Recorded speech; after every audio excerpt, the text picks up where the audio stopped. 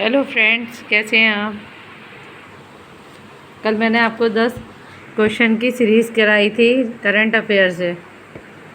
जैसा कि current affair में हम जानते हैं कि करंट अफेयर पूरे साल भर का आता है, तो ये नहीं कि 2021 का आएगा। अगर आपकी परीक्षाएं दिसंबर में हो रही हैं तो 2020 के दिसंबर से आएगा, और अगर आपकी परीक्षाएं इधर अक्टूबर में हो रही हैं तो 2020 के अक्टूबर से आएगा। पूरा एक साल की सीरीज़ चलती है। आपको 2020 भी पढ़ना पड़ेगा, आपको 2021 भी पढ़ना पड़ेगा, लेकिन आपको 2021 तो का जितना करंट हो रहा है अगस्त से लेके, ये सब तो आपको रटा होना चाहिए। तो इसी के साथ आज शुरू करते हैं। आज हमारा 20 क्वेश्चन का सीरीज़ है। चलिए, फर्स्ट क्वेश्चन, दुनिया की सबसे लंबी टनल का उद्घाटन कब हुआ है। तो वो कौन सी दुनिया की इतनी सबसे लंबी टनल है जिसका उद्घाटन हुआ, इसका नाम है अटल टनल।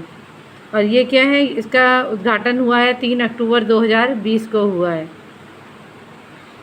और इसकी लंबाई ये कितने किलोमीटर का रास्ता तय करती है, तो ये 9.2 किलोमीटर का रास्ता तय करती है।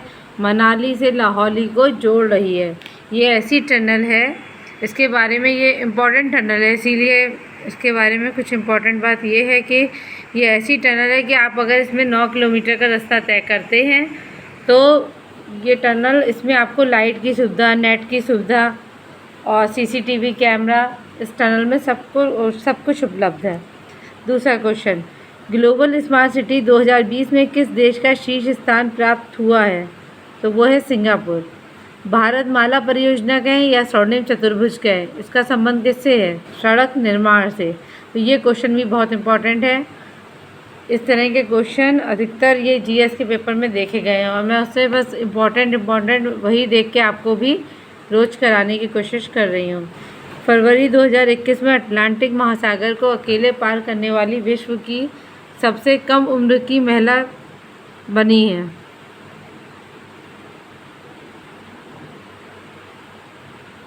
Jasmine Harrison.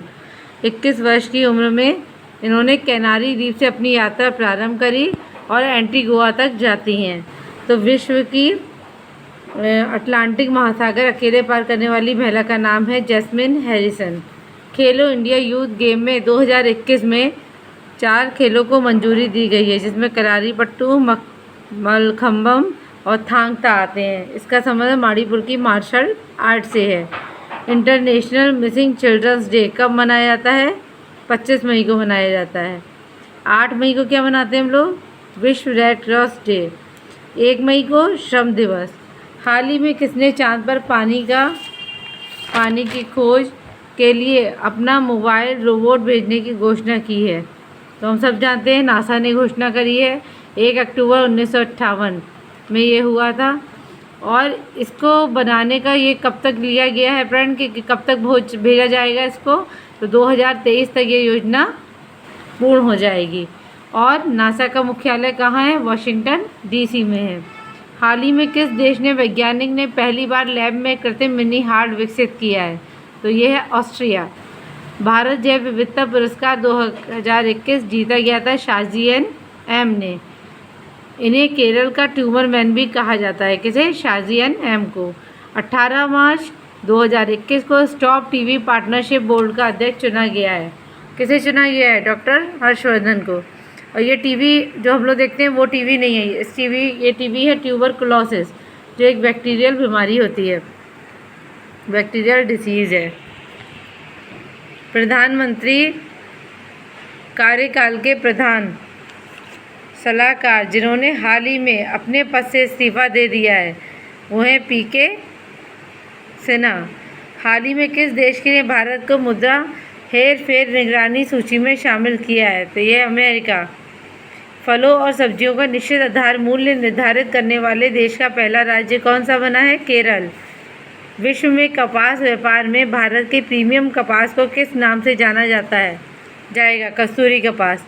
ये क्वेश्चन और भी पेपर्स में आया हुआ है, तो ये इम्पोर्टेंट क्वेश्चन है कि विश्व में कपास व्यापार में भारत में प्रीमियम कपास को किन नाम से जाना जाएगा, कस्तूरी कपास। 19 फरवरी 2021 में पोखरण 2021 में पोखरण में किस मिसाइल का सफल परीक्षण किया गया है? तो हेलेना ध्रुवास का किया गया है। और ये जो है नागपीढ़ी की मिसाइल है, इसको हेलीकॉप्टर से दागा जा सकता है। तो ये इसमें कुछ इम्पोर्टेंट बातें हैं जो आप लोग याद रखिएगा। अब हमारा 18 क्वेश्चन है, सूती वस्त्र उद्योग सबसे पहले कहाँ है? 1818, ये हमने होम साइंस में ही पढ़ा है। सूती वस्त्र उद्योग 1818 कलकत्ता में है। लेकिन ये जो मिल स्थापित की गई थी असफल हो गई थी। उसके बाद जो मिल दोबारा स्थापित की गई वो 1853 में, लेकिन पहली बार मिल ये स्थापित की गई थी। इसलिए राइट आंसर है कि सूती वस्त्र उद्योग 1818 कलकत्ता में खोली गई थी, परंतु ये तब असफल हो गई थी। फिर जब ये 1853 में खोली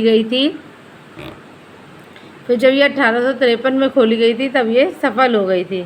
कागज़ उद्योग 1832 में शुरू किया गया वेस्ट बंगाल और श्रीरामपुर में ये पहली बार शुरू किया गया था। चीनी उद्योग 1840 में भारत में बेतिया बिहार में स्टार्ट हुआ था।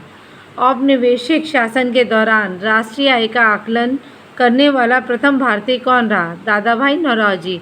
कभी कभी दादा भाई नौरोजी की पुस्तक भी पूछ ली जाती है। तो इनकी पुस्तक थी poverty and un British rule in India, और इन्होंने सबसे पहले ये धन निष्कासन सिद्धांत के बारे में बताया। इन्होंने सिद्धांत के बारे में बताया है कि इन्होंने बताया है कि जितना भी बेनिफिट इंडिया के लोगों को होता है, जितना इंडिया के लोग कमाते हैं, उनके जो बेनिफिट होता है वो बेनिफिट कहाँ चला जाता है?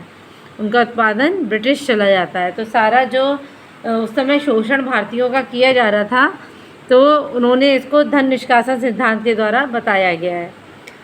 अब हमारा आखिरी क्वेश्चन है, सीरीज का तिनकटिया प्रथा लागू हुई थी बिहार में।